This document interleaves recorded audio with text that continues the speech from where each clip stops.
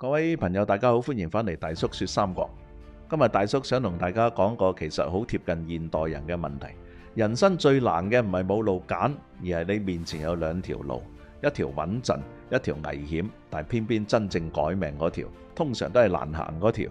諸葛亮年輕嗰陣，其實已經可以安安靜靜留喺隆中，過住半隱居、半讀書、半觀天下嘅生活。但喺建安12年冬至13年初呢段時間，劉備喺徐庶推薦下3次去請佢出山，前2次都見唔到，第3次先真正相見。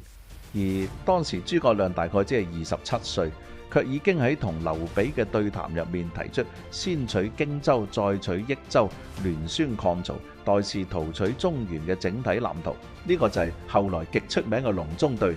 大家試下代入諸葛亮嗰刻，一邊係留喺自己熟悉嘅地方耕田讀書觀局，做一個唔使冒太大風險嘅聰明人；另一邊係跟一個當時仲駐軍新野，一直寄人籬下，實力遠遠比唔上曹操同孫權嘅劉備去打場成敗未卜嘅硬仗。更重要嘅係，劉備當時並唔係坐擁大地盤嘅霸主。從後世對隆中對嘅分析可見，諸葛亮好清楚曹操以掌控北方，孫權具有江東，而劉備真正嘅優勢唔係地盤，而係皇室後裔身份、信義名聲同埋求賢若學嘅領袖特質。所以諸葛亮嗰次唔係普通銀工，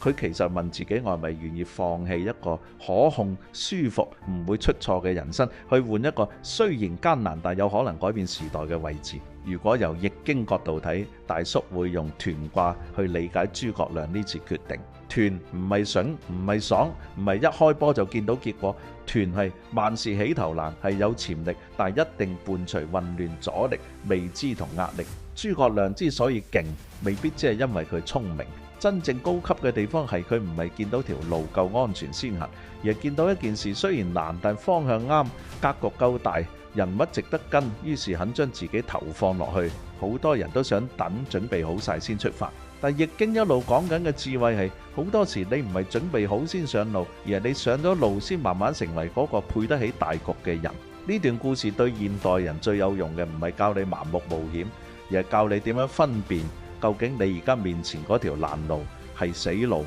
定係值得賭嘅成長路。諸葛亮冇揀曹操，冇揀孫權，反而揀咗當時相對弱勢嘅劉備，唔係因為佢衝動，而係因為睇到對方雖然資源少，但方向清、名分正、人格特質有凝聚力，仲願意3次親身去請人。放反落我哋今日呢個就好似你面前有2份工，一份大公司，人工穩，流程成熟，但你大概只會成為其中一粒螺絲；另一份係細團隊甚至初創，資源少，風險高，日日救火，但個老闆有格局，肯聽人講，亦真係尊重你嘅價值。咁點揀呢？大叔俾你3個判斷方法。第一，唔好只睇而家邊大，睇邊個局容唔容得下你成長。曹操同孫權都強，但未必有諸葛亮嘅位置。反而劉備雖弱，卻俾到諸葛亮一個可以真正發揮全盤戰略能力嘅舞台。第二，唔好淨係睇風險，仲要睇值唔值得冒呢個風險。隆中對之所以重要，正正因為諸葛亮唔係亂撞，